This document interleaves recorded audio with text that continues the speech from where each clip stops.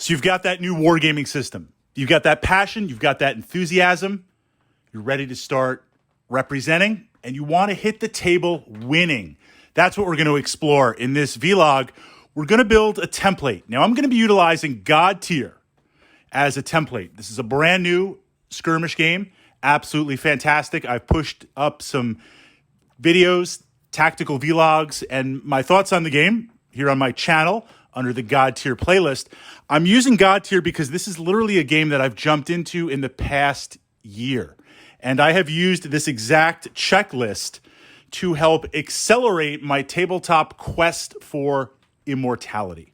So we're going to kind of go through the steps, build that checklist, put you in a position to cut down your learning curve. The idea is you can discover a lot of this on your own. And a lot of this is an organic process. You join a gaming club, you play some games, you have some fun, and 6 to 8 months later, you have some skill where you can start winning. Can we cut that down to 3 months? Can we cut it down to 2? Can we cut it down to the next time you show up at the club in 2 weeks? I don't know about a week, but 2 weeks definitely. Can you win? That's the idea. That's what we're focusing on. So the first aspect, I purchased God Tier. I won't say the best case scenario, but a good scenario would be to pick up a starter set and a few units. God Tier has 2 starter sets with 2 warbands each, maps, tokens, dice, everything that you need, and then additional warbands that you can purchase to play and add on, similar to many other systems. Purchasing the 2 core sets, that would have been a great place for me to start. This way I get 4 warbands, I get enough dice for 2 players, and I have lots and lots of options. But lacking impulse control, I went out and bought a ton of other warbands because I was excited. The order of opening them up and processing them. So where you first start is to start small. So I'm not saying don't go out and build your collection, but start literally with that starter set and the rules. The first thing is not to memorize the rules, but to understand the flow and the phase of the game. Because if you're not aware of certain things, how can you even be aware of tactics? And there's 2 levels of tactics. In the beginning, the tactics are your own, meaning you have a plan on the table, you've got some units, you've got some synergy. I got to run up here and capture these God Tiers. I got to move out here and take out this champion. That's very reactive. That's very much looking at the table and pushing my tabletop strategy onto it. The second layer of tactics, and that first layer is, of course, very, very effective.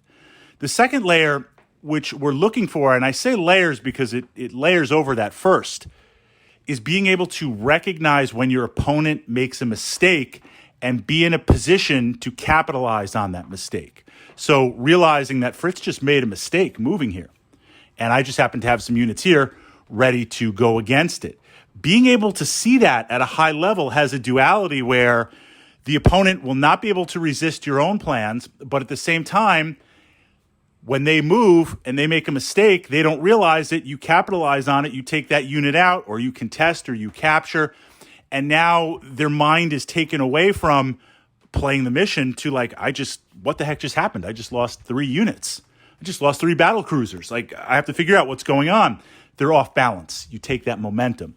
So how we get there is understanding the phases of the game, working your way through it. Now, certainly YouTube channels, forums, and tutorials help tremendously.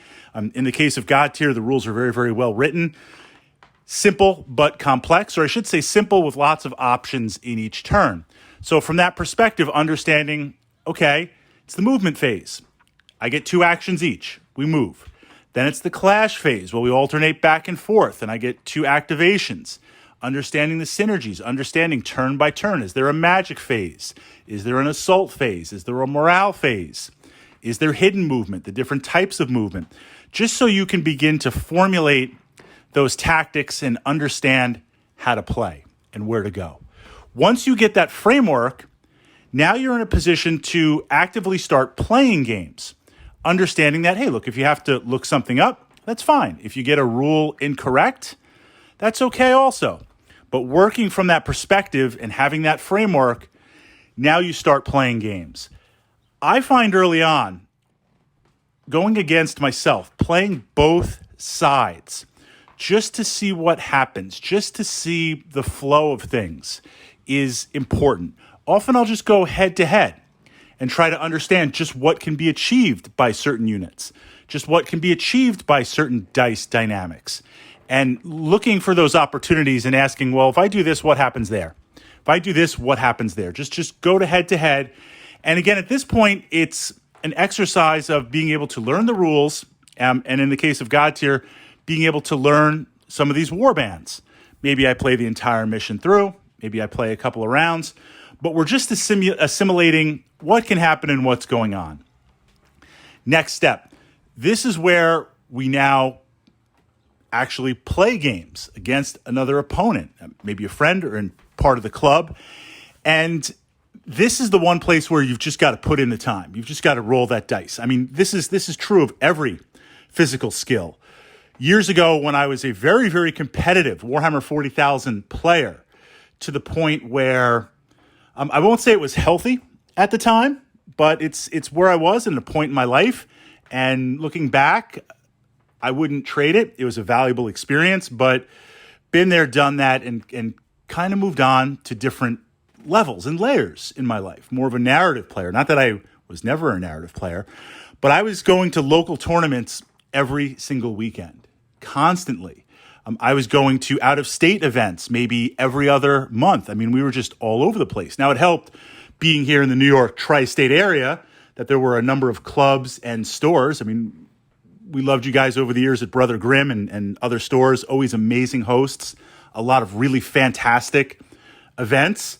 But during the week, I was studying. Fritz was actually doing his homework. I was playing games with friends, Tuesday night, Wednesday, Thursday, Friday, comic book heaven, getting that in. So this Saturday, I'm ready to go.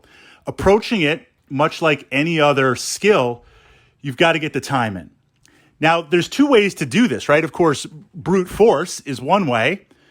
Sometimes that's all you have. There have been other times in my life trying to learn certain skills, and I wasn't able to acquire a mentor, and some of it was in really, really obscure fields of study. So I'm kind of on my own, and I've got minimal guidance, and I've got some books and some papers and work my way through it. Not the most efficient, but that's the resources that you have. Other times where I've been practicing certain other skills, having a mentor, being a part of a school, having a guide, having a teacher. So ideally, we want to optimize our approach. Now, this depends a lot on your resources. Are you part of a gaming club or a gaming group? Do you have access to it? Are you a bunch of your friends playing basement battle reports? I played 40K for a long time from that. Things have opened up with virtual play, virtual tabletop play, and other ways to play remote. So there's a lot more opportunities than, say, years ago when I was competitively playing 40K. But at this stage, looking to play games, you are looking to educate yourself and approach that from hands-on. Playing games, watching battle reports, seeing different aspects, and just crunching the numbers. Now, effectively, one of the effective ways to do this, and this is hard, the best piece of advice, and if you've been following my channel, I've said this before, easier said than done. Your first 15 to 20 games, blank them out. They don't even count win or loss. And early on, winning is very, very important. I understand that as a vehicle, as a mechanic, but you're going to have to struggle against it. You're playing this wargaming thing. You're new to it. A lot of tactics, a lot of stuff going on. How do you judge that you're not wasting your time? How do you judge that, I'm going somewhere? By wins. Wins validate, things are connecting, and you're winning. So I understand this pressure to build your rep and this pressure to win. I'll get you there. We'll get there as a community. You will get there. Approach those first few games, that first dozen or so games, where just look, I'm going to do my best, and we're going to see for opportunity. We're going to see what happens. Now, from that perspective, so that's the first way to kind of utilize your time correctly. The other aspect is trying to meet the best people that you can in a gaming group who can help you with an after-game action report. And this was very, very helpful.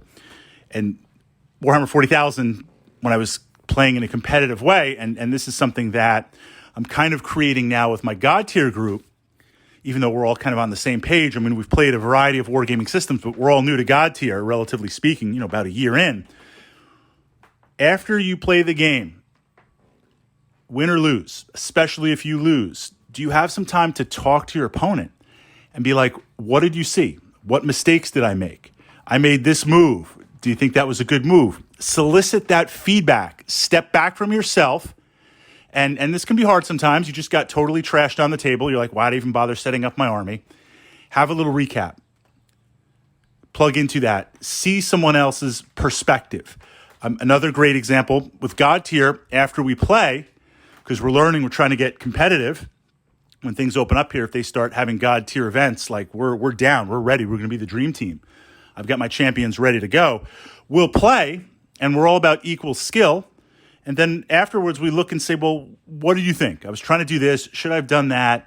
And really kind of figuring out and looking and seeing what's going on. So from that perspective, getting some of that feedback is really, really important if you're able to do it, if you're able to implement it.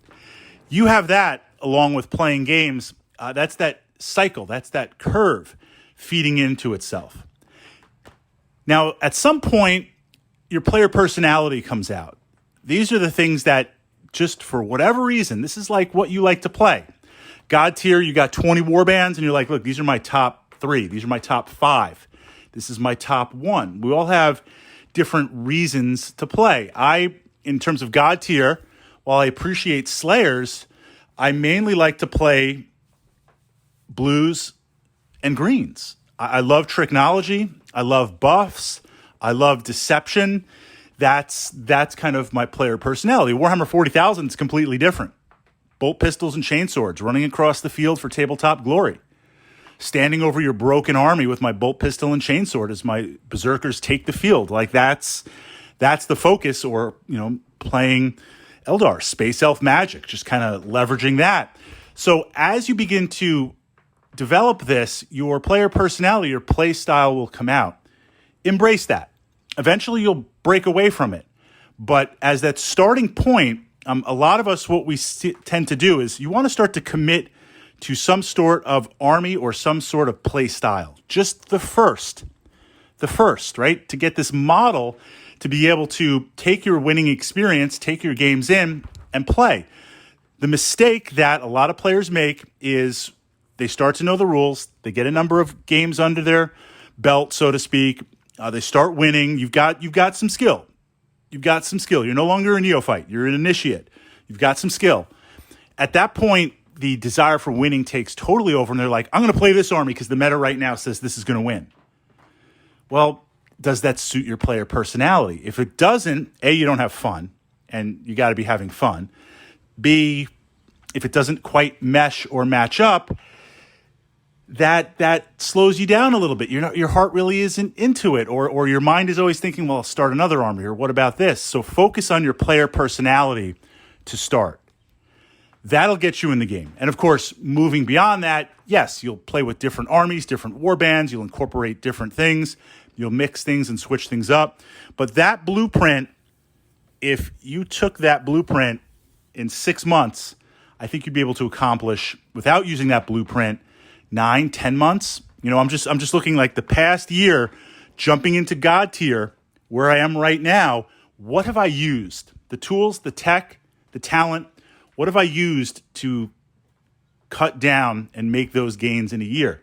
And that's kind of pushing this forward. And what I focus on, and again, we were talking God tier, but this can apply and does apply to any wargaming system.